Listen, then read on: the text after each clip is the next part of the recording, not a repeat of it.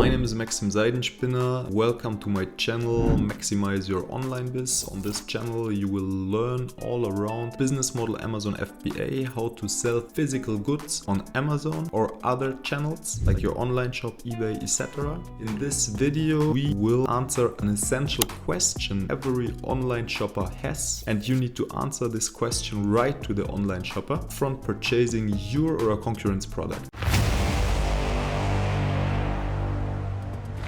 Every customer will ask himself the question, why should I buy your product and not that your concurrent's product? And USP is the abbreviation for unique selling proposition. A unique selling proposition is what differentiates your product from your concurrent's products. In fact, why or what the reason is that the client should buy your product and not your concurrent's one. So every good product needs a USP. Of course, there are stronger and weaker USPs. Example number one for a weak USP will be a low price. If you only offer a low price, if that is your only unique selling proposition, if that is the only reason why a client should buy your product at any given moment, another competitor could enter the market and offer a lower price than you. Most likely there are Chinese sellers which will enter the market which could offer a lower price than you in any case. Why? Because maybe they themselves are the manufacturers and so they have a much lower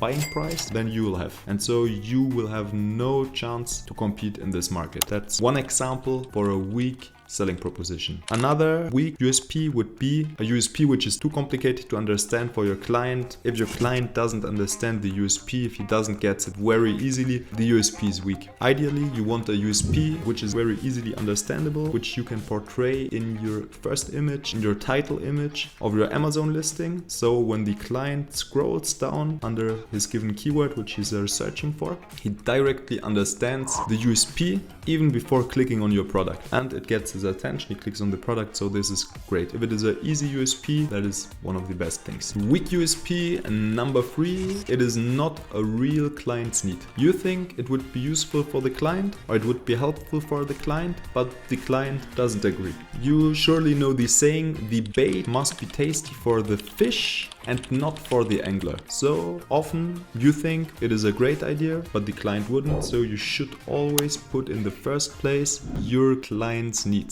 and the opinion of your clients, not yours. And of course, if it is too expensive to realize, too complicated to realize, I wouldn't do that in the beginning. Let's move to some great USPs, and after I will give you examples on Amazon for these USPs. So a great USP would be the function. If you could add a function to something which wasn't able before. I don't know, I give a really basic example. You have a watch, and now this watch, we are in a period where only normal watches exist, and now in this you found the USP that you can put on a light, that you can see the time as well when it is night. That would be a function. As well, there are design-based USPs. You're in a market where only black watches, and you have analyzed the comments, or you only thought maybe the clients would like to buy white watches as well. So you create a white watch and you sell it. So it would be a design-based USP. Or you sell not a round but a oval watch, for example. They could also be an added value. This could be, for example, a physical or a digital product which you add to your existing product. For example, you sell woks and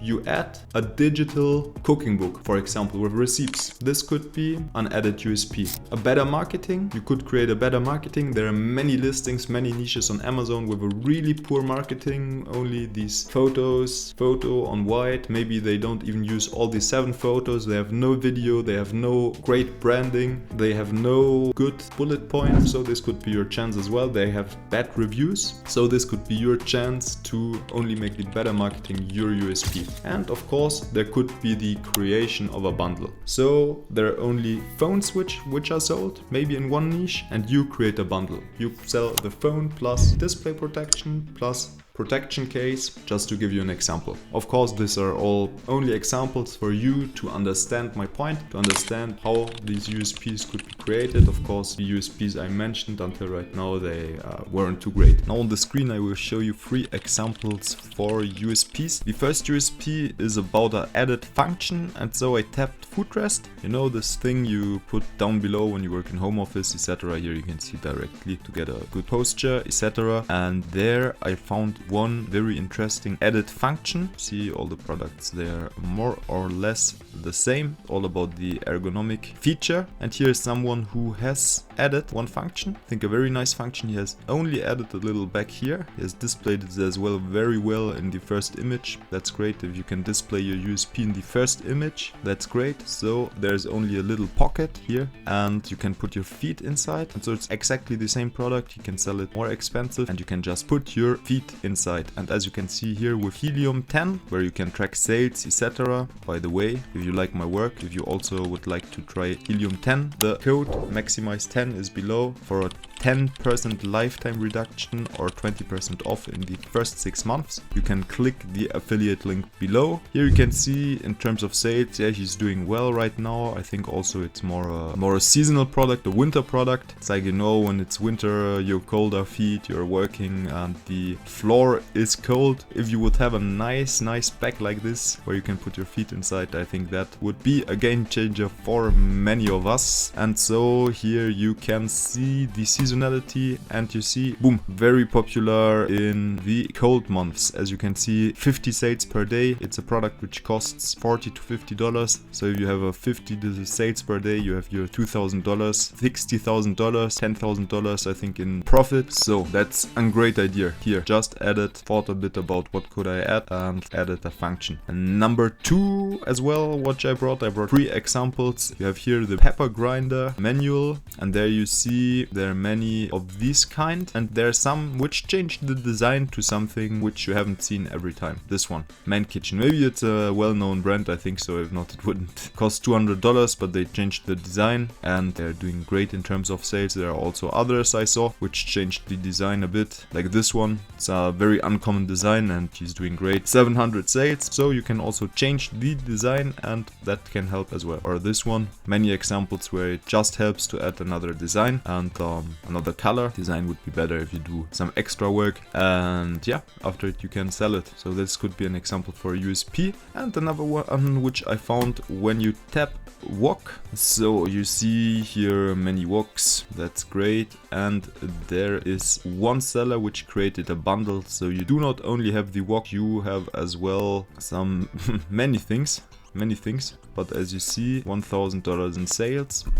So that can also be something. If you create a bundle, that's a good example. You add some features, etc. Either physical products, or you can also create digital products, like a cooking book or something. This would be a great idea as well. And after it, you display it on your title image. So yeah, that's some practical examples. So now you ask yourself, but how can I find my USP? In my case, what I would do, I would search in the comments, in the reviews of the products of your competitors. I would search in the reviews, the bad reviews, 1-star, 2-star, 3-star reviews, and I would have a look on what they are complaining for. Maybe they are complaining for the quality, so you could offer a better quality or better material. Maybe they are complaining, yeah, bad quality, it is a plastic product, and you change the plastic part of the product into a metal part of the product. So this could be a great example. Another approach is an approach which I have done in the past. I've done also a video about it,